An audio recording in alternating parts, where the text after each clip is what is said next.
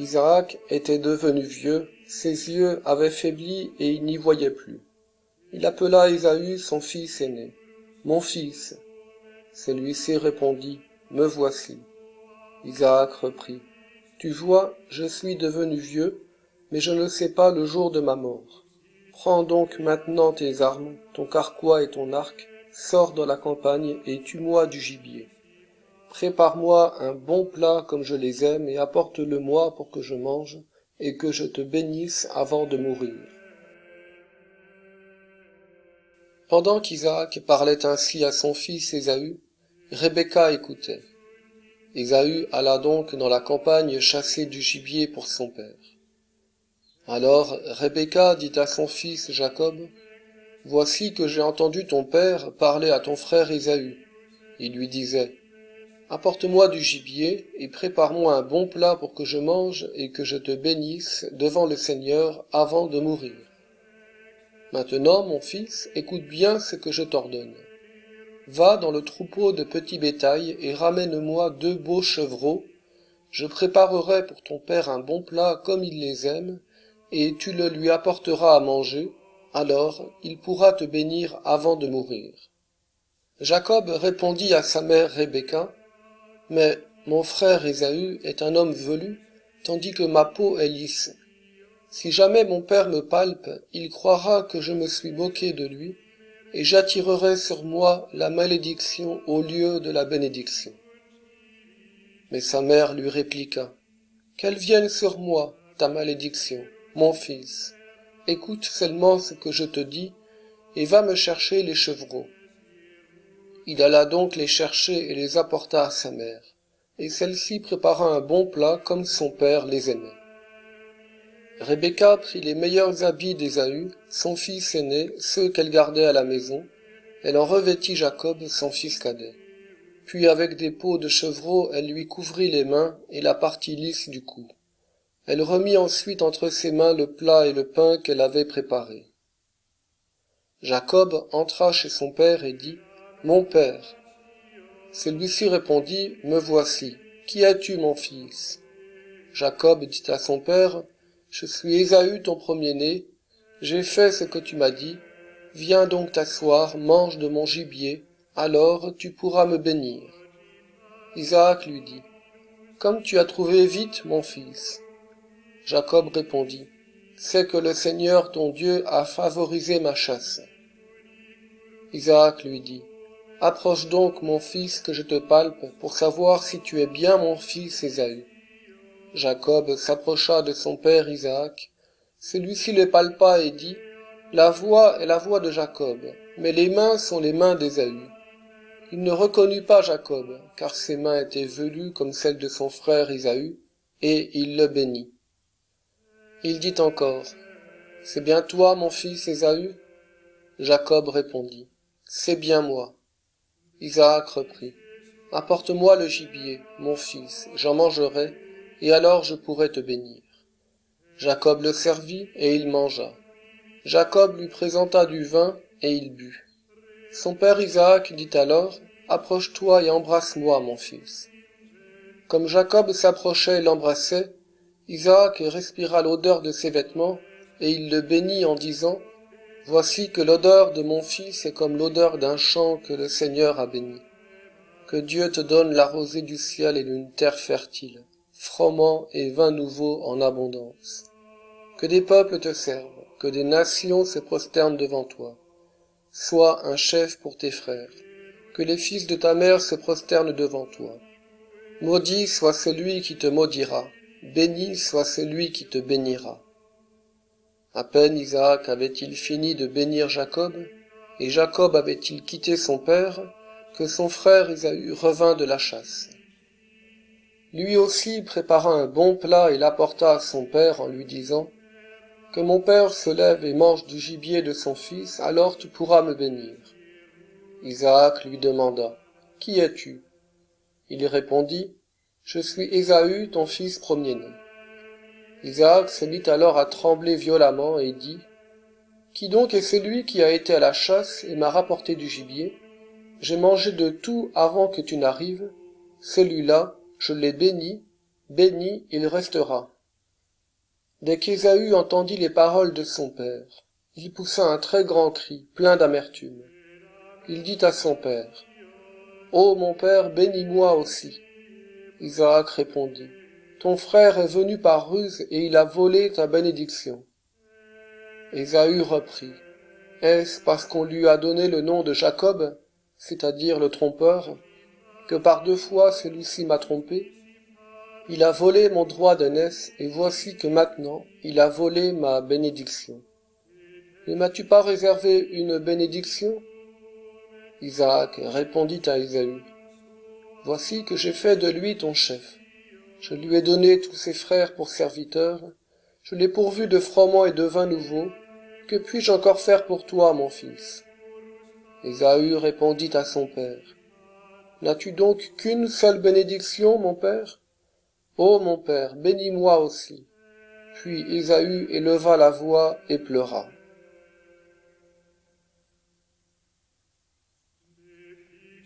Alors Isaac reprit la parole et dit, « Loin des terres fertiles sera ta demeure, loin de la rosée qui tombe du ciel.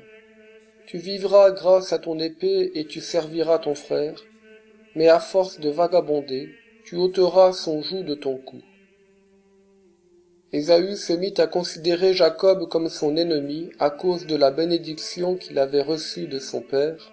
Il se disait en lui-même, « Le moment du deuil de mon père approche. Alors, je tuerai mon frère Jacob. » On rapporta à Rebecca les paroles d'Ésaü, son fils aîné, et elle fit appeler Jacob, son fils cadet. Elle lui dit, « Voici que ton frère Ésaü veut se venger de toi en te tuant. Maintenant, mon fils, écoute-moi bien. Lève-toi et fuis à Haran chez mon frère Laban. Tu habiteras avec lui quelque temps, jusqu'à ce que la fureur de ton frère se détourne de toi. Oui, que sa colère se détourne de toi, et qu'il oublie ce que tu lui as fait. Alors, j'enverrai quelqu'un te chercher là-bas. Pourquoi serais-je privé de mes 2 enfants le même jour? »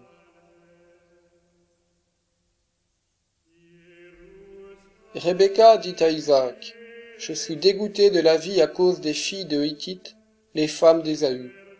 Si jamais Jacob devait épouser une fille comme celle-là, une fille de ce pays, à quoi bon vivre encore? »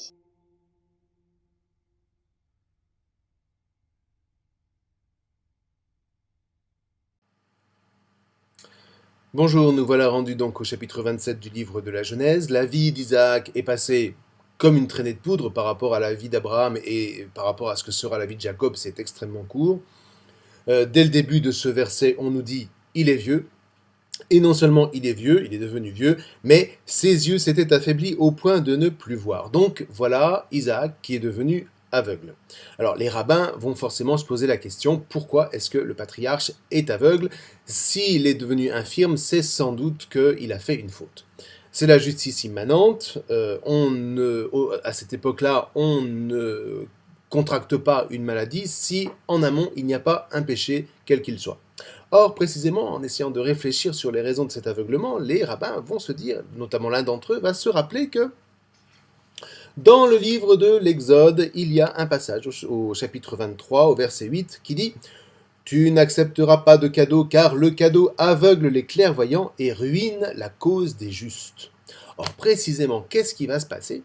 C'est que Isaac va convoquer son fils, son Beno Agadol, c'est-à-dire son grand-fils, son fils aîné, Ésaü, et il va lui dire « Prépare-moi du ragoût comme je l'aime, que je mange, et que mon âme te bénisse avant que je meure. » Et ça, vous avez un rabbi qui s'appelle Rabbi Yitzhak qui va dire « c'est de la corruption ». Et donc, si Isaac est aveugle, c'est vis-à-vis de son fils Ésaü. On est toujours aveugle vis-à-vis de ceux qu'on préfère par rapport aux autres. Et du coup, eh bien, évidemment, il est aussi aveugle, mais en mauvaise part vis-à-vis de Jacob. Donc, l'enjeu d'emblée est celui de la bénédiction. Encore une fois, me voici devenu vieux, je ne sais pas le jour de ma mort, dira Isaac, alors ne vous en faites pas, il en a encore pour 57 ans, c'est déjà pas si mal, enfin du point de vue du Talmud. Et maintenant, dit-il, prends ton attirail, ton carquois, ton arc, sors dans la brousse et chasse pour moi du gibier, puis prépare-moi un ragoût comme je les aime, et apporte-moi que je mange et que mon âme te bénisse avant que je ne meure. Ah voilà, la fameuse bénédiction, encore elle, mais pourtant tellement essentielle concernant une bonne compréhension de ce qu'est la filiation. Alors rappelons-nous que la filiation a toujours deux dimensions. D'une part, la dimension de la chair par la mère, mais d'autre part, la dimension de la parole par le Père. Et ça, c'est absolument essentiel. Vous allez retrouver ça, par exemple, dans la naissance du Christ, qui prend chair de la Vierge Marie, nous dit-on, mais il reçoit sa bénédiction de Dieu, le jour de son baptême, de Dieu, qui est donc vraiment son Père. Et dans le fond, la Bible, à partir de ce moment-là, mais dans toutes les pages de la Bible, vous dit « pars à la recherche pour savoir qui te bénit ». Et là, tu sauras qui est ton Père. Par exemple, si vous prenez à l'autre extrémité, en Genèse 1, au verset 27-28, vous vous apercevez que Dieu bénit le premier couple humain. Eh bien, en bénissant ce couple humain, il se présente comme leur Père. Et dès qu'il va y avoir une bénédiction, eh bien, Dieu va se présenter comme Père, dans le cadre notamment de l'Alliance.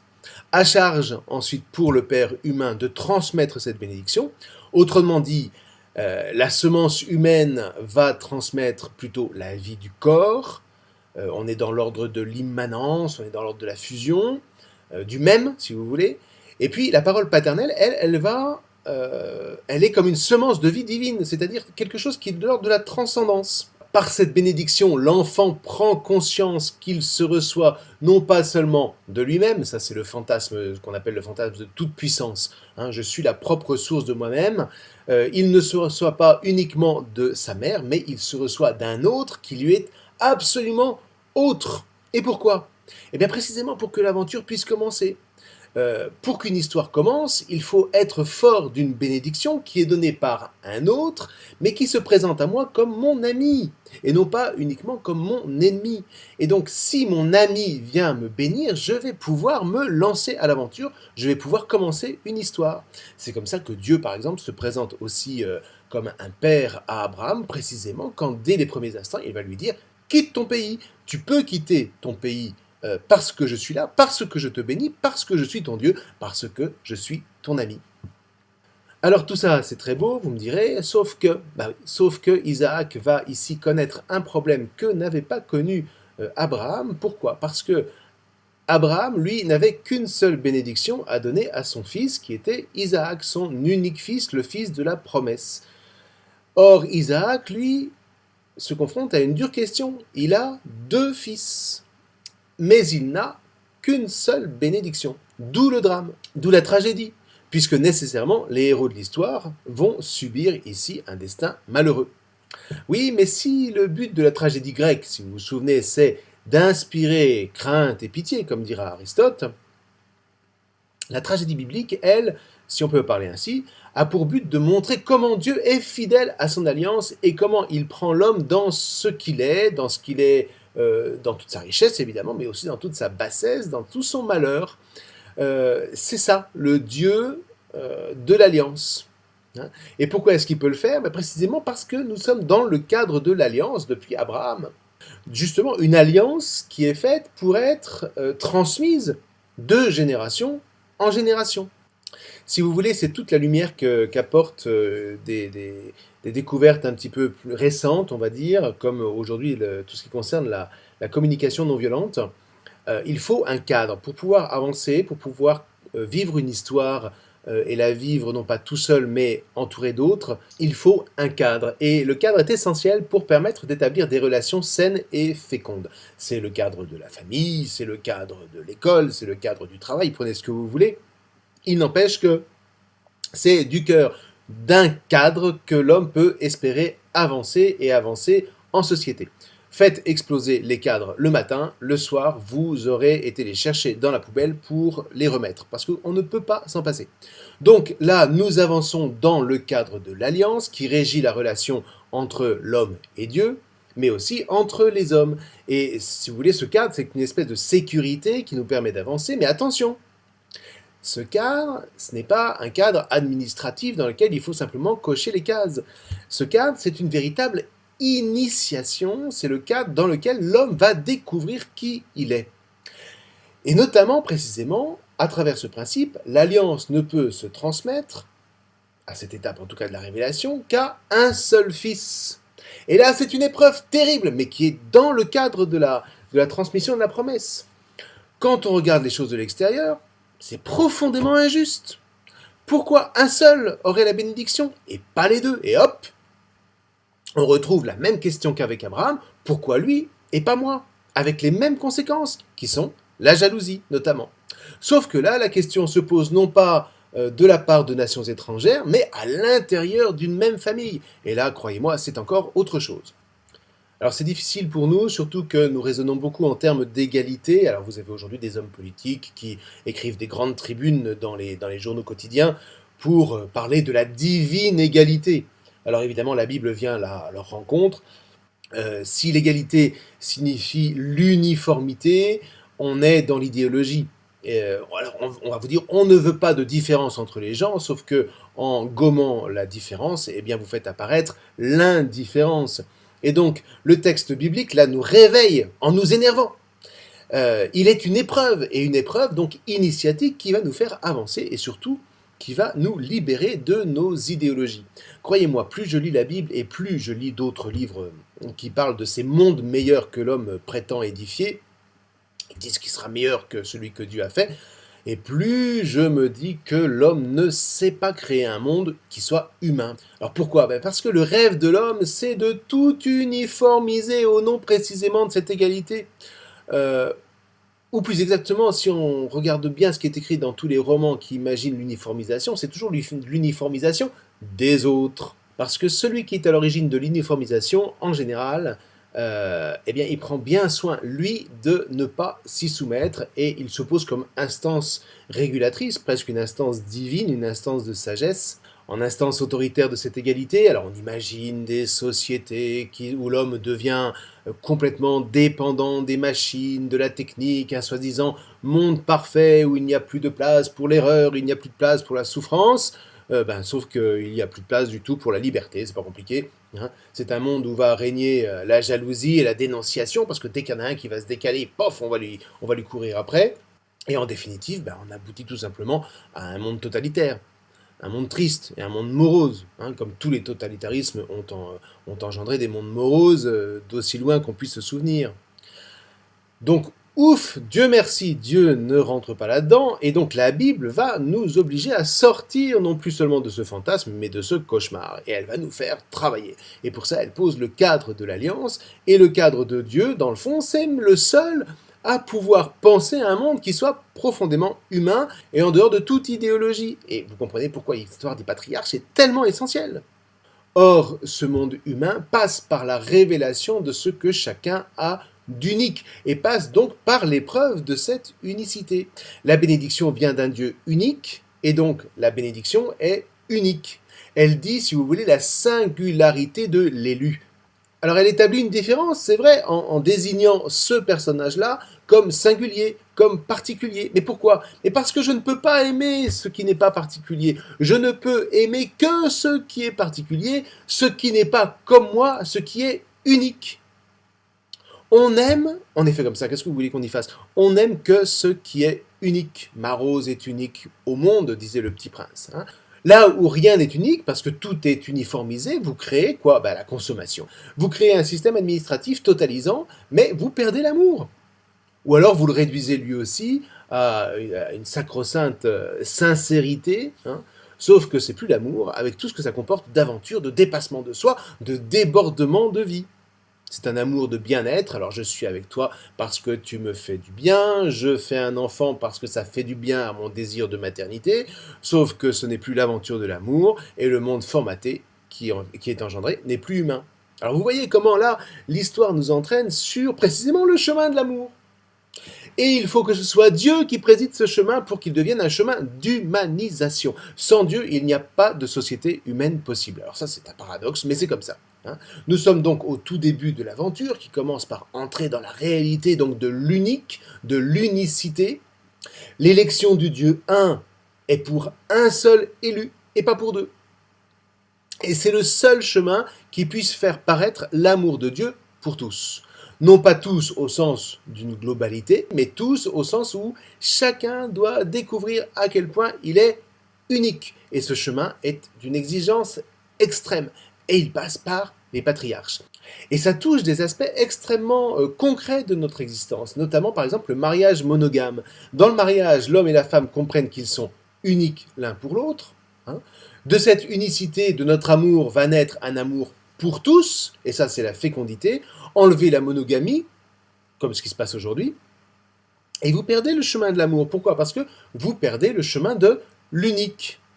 Donc la Bible va nous mettre au travail. Et j'espère que vous sentez que vous êtes mal à l'aise avec ces questions-là, parce que précisément, c'est le signe que la Bible commence enfin à travailler en vous. Et ça, c'est formidable. Alors la Bible nous met au travail par les figures précisément des patriarches qui vont toucher les archétypes qui sont profondément inscrits en nous. Et donc touchant ces archétypes, ils vont pouvoir nous faire avancer. Alors Isaac va bénir un unique, comme Dieu avait béni un unique Abraham. Sauf que maintenant, il ne faut pas se tromper. Il ne faut pas se tromper d'unique, hein, parce que la promesse est en jeu. Alors, qui est-ce qu'il faut bénir? Est-ce que c'est Ésaü qu'il faut bénir ou est-ce que c'est Jacob? Ah, grande question, grand suspense. Et nous continuerons à vivre ce suspense la prochaine fois parce qu'un personnage va entrer en scène qui n'est pas des moindres, et c'est la femme. Je vous remercie. Bonjour, donc vous vous souvenez, Isaac doit bénir un unique fils. Alors on s'est attardé sur cette notion d'unique parce que c'était essentiel. Rappelez-vous, la bénédiction dit l'unicité. Chaque fois qu'un père bénit son enfant, il lui dit « tu es unique ». Et c'est la raison pour laquelle la bénédiction paternelle est tellement essentielle, tellement féconde pour la vie d'un enfant. Alors, ceci, évidemment, va susciter la jalousie, mais cette jalousie est salutaire, c'est un défi qui m'est lancé. Que veux-tu exactement, hein? Quel est le désir pour lequel tu es prêt à partir à l'aventure? Et donc, Isaac veut bénir un fils. Reste que, pour lui, eh bien, il veut bénir Ésaü. Mais voilà, la femme passe par là. Il s'agit de Rebecca. Et là, on va nous montrer comment la femme est gardienne de la sagesse. Alors, rappelez-vous au chapitre précédent, Isaac aimait Ésaü, Rebecca aimait Jacob. Alors ça ne veut pas dire qu'elle n'aimait pas Ésaü, d'ailleurs quand le drame aura éclaté, elle refusera de perdre ses deux fils. C'est pour ça qu'elle enverra Jacob en exil en disant « mais est-ce que je vais perdre mes deux fils en un jour, hein, eux qui m'ont été donnés en un seul jour puisqu'ils sont jumeaux ?» En tout cas, donc là le récit va nous dire quelque chose d'essentiel. D'accord, ce sont les patriarches qui portent l'élection, mais il ne faudrait pas pour autant oublier les matriarches. Et redisons-le, la femme, dans l'alliance, est gardienne de la sagesse. Ça, c'est quelque chose qui va revenir assez régulièrement, souvent sous des traits cachés, mais il faut savoir le mettre en évidence. Et quand Dieu fait l'homme, rappelez-vous que ce n'est jamais sans la femme. Si la mémoire se souvient d'Adam, d'Abraham, Jacob, eh bien, rappelez-vous aussi que la Bible fait rarement mention de ces hommes tout seuls. Il s'agit d'Adam et Ève, il s'agit d'Abraham et de Sarah, il s'agit de Jacob et de Rachel, etc., etc., etc. Ça va se dégrader avec Salomon. Parce que précisément, lui, il ne va pas prendre une seule femme, il va prendre 700 femmes et 300 concubines. Et du coup, il n'en écoute plus une seule. Et c'est la débandade, évidemment, hein, avec le schisme qui suivra.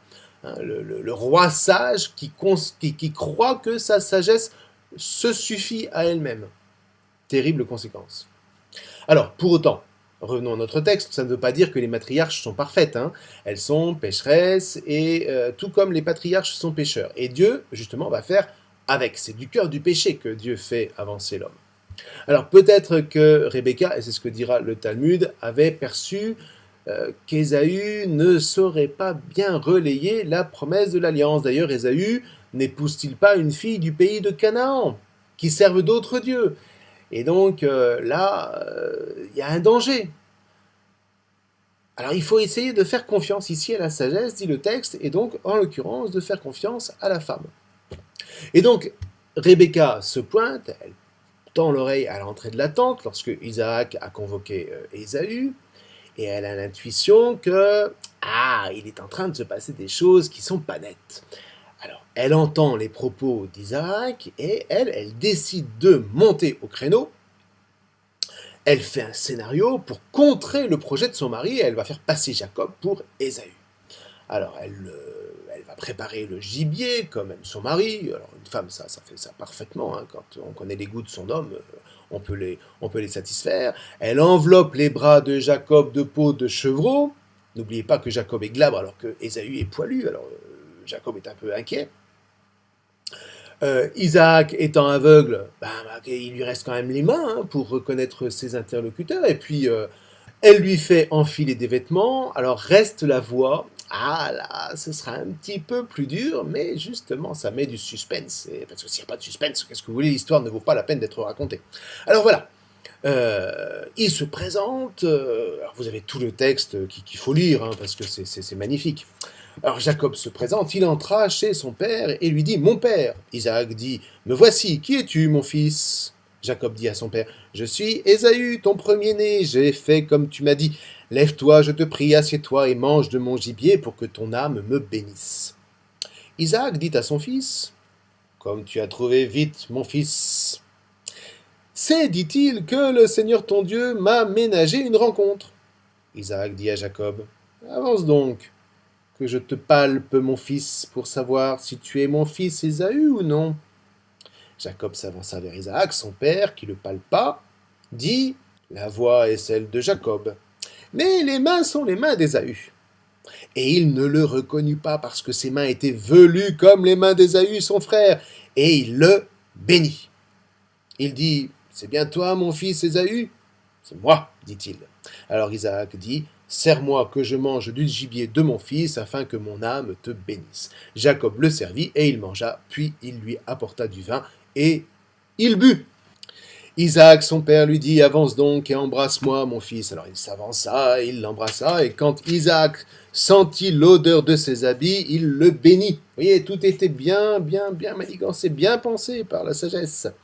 « Oh oui, l'odeur de mon fils est comme l'odeur d'un champ qu'a béni le Seigneur. Que Dieu te donne avec la rosée du ciel et de gras terroirs, l'abondance de froment et de vin nouveau. » Alors ça, c'est une bénédiction de sédentaire. Hein.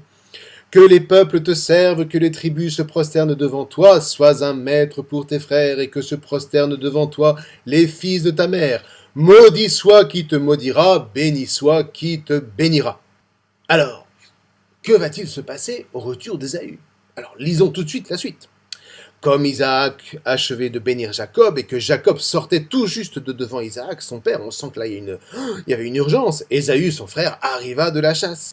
Lui aussi prépara un ragoût et il l'apporta à son père.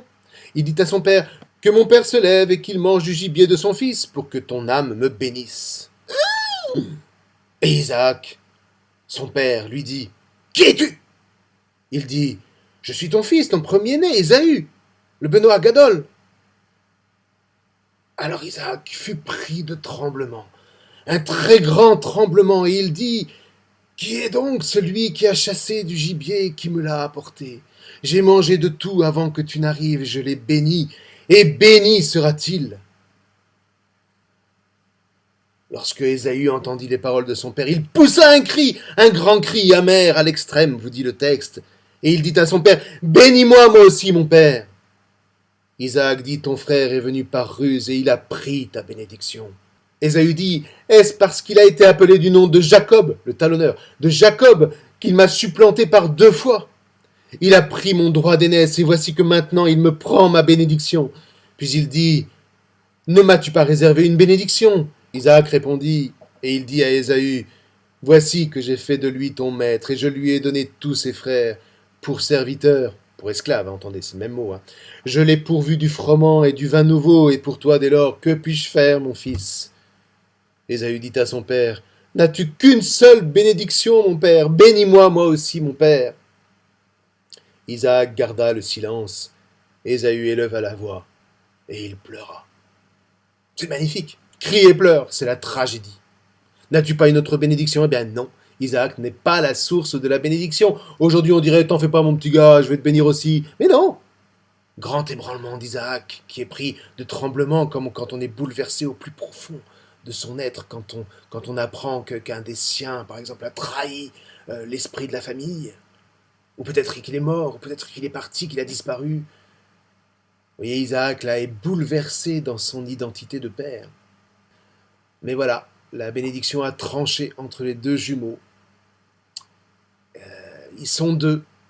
Les jumeaux sont deux. Les jumeaux sont différents.